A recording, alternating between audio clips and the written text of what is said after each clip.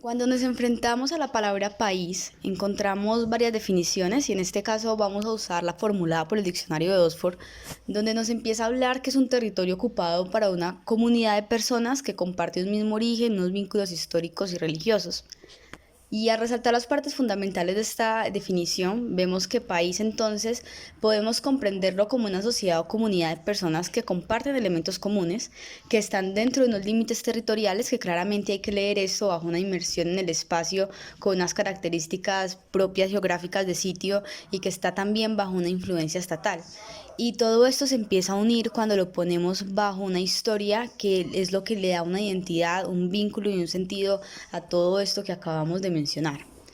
Ahora bien, para comprender el país desde la arquitectura o la arquitectura desde el país, porque es algo que se puede empezar a reconocer o conocer mutuamente, hay que aceptar desde lo más básico y es que la arquitectura son todos estos hechos construidos dentro de unos límites actuales que conforman un territorio nacional.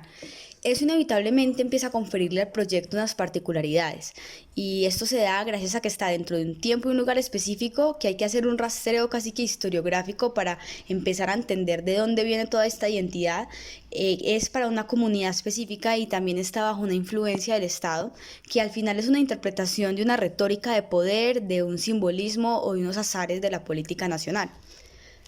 Volvemos a lo que mencionamos de país y lo que nos compete es mirar cómo se ha ido dando entonces una expresión arquitectónica. Y cada país, cada territorio tiene su propio sendero de desarrollo arquitectónico que está marcado por una política, una economía, un tiempo, una comunidad. En otras palabras, estamos diciendo que es una identidad de reflejo del lugar. Si definimos entonces país, decimos que el país es visto como ese territorio bajo el cual se da la construcción de un modelo arquitectónico que está influenciado por el Estado, por un sitio físico, por una comunidad y que está obligatoriamente implícito en un tiempo que termina traduciendo la identidad.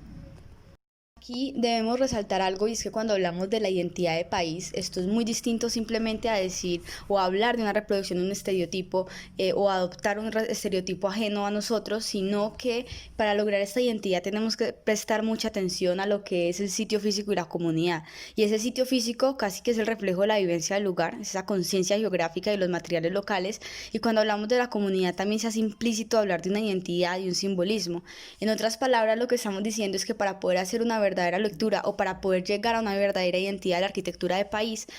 o del alma del país, necesitamos hacer entonces una lectura adecuada del contexto y de las problemáticas. Ahora lo que vamos a hacer, el paso a seguir con este ejercicio es analizar la arquitectura desde dos perspectivas de dos países, en este caso Portugal y Colombia, y vamos a ver qué tipo de identidad arquitectónica podemos resaltar y qué la ha causado. Vamos a empezar por Portugal, y es que si la arquitectura portuguesa que se ha venido dando en los últimos años se pone en contraste, podemos ver cómo se ha ido consolidando y cómo ha ido adquiriendo una madurez incuestionable dentro del plano nacional, que la ha hecho distinguir de lo que se ha venido dando en otros lugares del mundo. Y podemos rastrear esto a la creación de la Escuela de Oporto en 1983, aunque claramente detrás de la Escuela de Oporto hay toda una historia de Portugal que influyó para que esto se diera.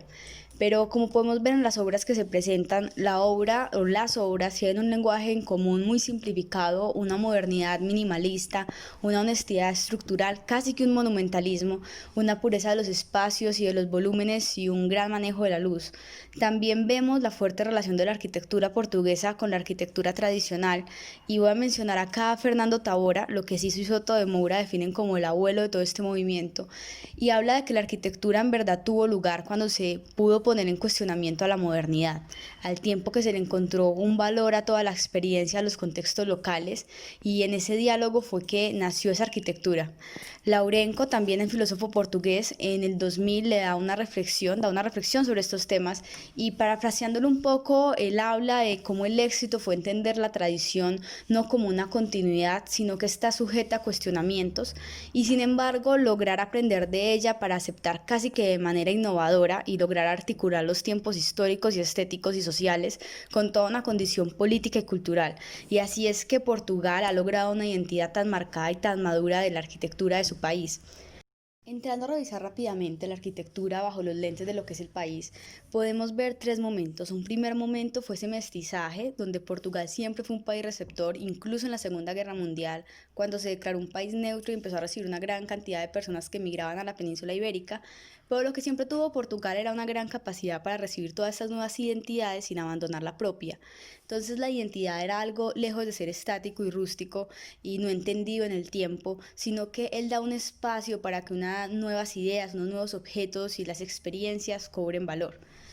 Un segundo momento está bajo el régimen de Salazar, donde Portugal toma una distancia y se aísla la arquitectura moderna que se viene dando en los otros lugares de Europa, y es que esta entra solo bajo los límites estatales, solo dentro de los límites de las grandes edificaciones, pero no entra masivamente, y esto logró que Portugal posteriormente pudiera poner en juicio esa modernidad a no verse tan directamente influenciada por ella.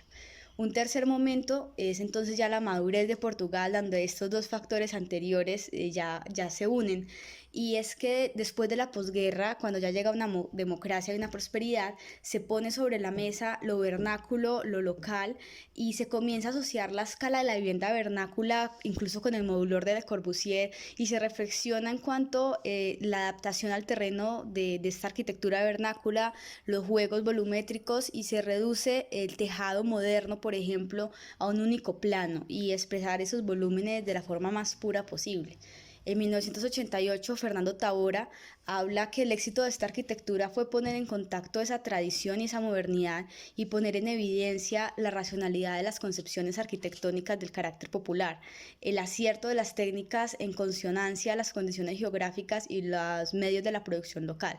En otras palabras, estamos hablando de una mímesis perfecta entre lo que es tradición y modernidad. Entrando a Colombia y buscando en ella la identidad de país, es más complejo encontrar un solo lenguaje por la misma geografía del país, el mosaico climático y cultural, y por todo el proceso de poblamiento de los Andes que ha dejado a muchas regiones del lado de Colombia. Entonces tenemos una gran variedad en la identidad y en las cosmogonías y en el mestizaje. Pero rápidamente podemos remitirnos a tres momentos que ha habido Colombia. Uno de ellos es con la dictadura de Reyes en 1905-1930, cuando, bueno, el proceso de Colombia ha sido interesante en cuanto, a diferencia de Portugal, no ha logrado esa comunicación entre ese mestizaje o esas tradiciones, sino más bien una invalidación. Cuando llega el colonialismo, invalida la arquitectura que se está dando de parte de los indígenas, y cuando entonces llegamos hasta la moderna, como hablábamos, 1905 más o menos, que se puede empezar a rastrear, casi que se invalida todo lo anterior que se estaba dando, y lo que empieza a hacer el Estado es buscar una arquitectura que empiece a reflejar esos intereses de modernización del país y de apertura. Así entonces, la arquitectura que se da es más una necesidad estatal de más que un desarrollo ideológico, o más que esa reflexión consciente de lo que hay con lo que viene de otros lugares, y hay una ausencia entonces de la arquitectura colombiana, de en verdad la problemática de la propia región. Ya encontramos un segundo momento en 1930-1945 con el ascenso del poder del Partido Liberal, donde se pasa a un país mucho más urbano que agrario, donde ya no se entiende el país como regiones, sino un país de ciudades. Y es acá cuando vemos entonces que la arquitectura de Colombia está concentrada en unas cuantas ciudades que han logrado un mayor desarrollo. Hablamos de Bogotá, Medellín, Cali, el Atlántico, y esto ha sido el reflejo de lo que hemos mostrado fuera del país, o la identidad del país entonces ha estado limitada a arquitecturas de ciertos puntos. Y ya un último momento, que ya es lo que vamos a analizar nosotros como la arquitectura que ha dado identidad a Colombia fuera de Colombia, es este momento 1945 hacia arriba, donde lo podemos llamar casi que los 20 años de oro, como lo llama Samper. Y es una arquitectura muy influenciada por lo que es la modernidad europea. Vemos entonces acá a Rogelio Salmona y Fernando Sanabria como dos grandes expositores, y vemos que incluso ellos estaban muy influenciados por el discurso de Le Corbusier, por el discurso de Frank Lloyd Wright, por el discurso de Alvar Aalto. Y lo que se empieza a traducir entre ellos, entre la atmósfera de los demás arquitectos que se vienen dando en el país, es empezar a importar unas crisis ajenas, si lo podríamos llamar así. Y es una arquitectura entonces casi que de corte europeo que mira las problemáticas de la posguerra europeas más que las problemáticas de Colombia. Entonces la problemática europea era más cómo reconstruir una ciudad, mientras que en Colombia, verdad, nuestra problemática era cómo construir una ciudad.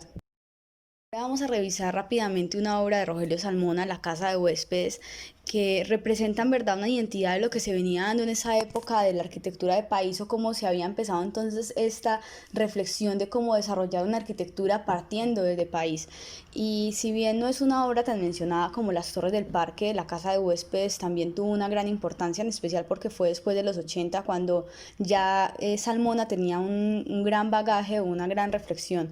Esta casa podemos decir que cobra valor o esta obra cobra valor cuando entiende la localización, cuando entiende el paisaje y cuando Salmona entonces empieza a enmarcar y a utilizar referentes históricos de arquitectura prehispana, incluso hispano-morisca, y empieza a haber un respaldo entonces ideológico de toda esta inspiración formal y empieza a seguir con la tradición olvidada de Colombia, que es esa tradición del patio, entendiendo esto como un espacio abierto más pensado para atravesar, y esta casa se viene dando entonces en esta sucesión de patios, de 7 patios, y también empieza entonces una arquitectura que se refiere de manera más privilegiada a los límites, y los protagonistas son cada vez más los puentes, los recorridos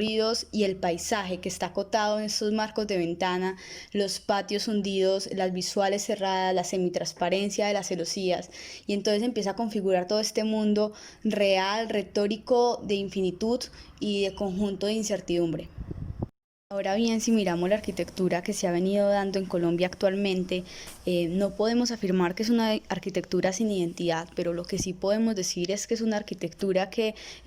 con diferentes actores que tal vez no tienen una pregunta en común, como si bien se lo estaban formulando en la época de Salmona y Sanabria, cuando había un diálogo directo, pero es una arquitectura que está mucho más marcada por esta arquitectura de espacio público. Esto es lo que está resaltando en verdad, lo que está empezando a tomar identidad en Colombia, y también se debe a la intervención en el Estado en ciudades como Medellín y Bogotá, donde el Estado empieza a prestar más importancia a la obra pública y el arquitecto entra allí entonces a traducir todas estas intenciones del Estado. También vemos una arquitectura académica e institucional que se está empezando a formar como ese laboratorio de la arquitectura, pero es una arquitectura mucho más ligada entonces a ese contexto social, más que a esa puesta en estudio o de las resoluciones arquitectónicas de contextos locales bien vistos desde la historia. Y es una arquitectura que también está grandemente influenciada por todo lo que está pasando afuera.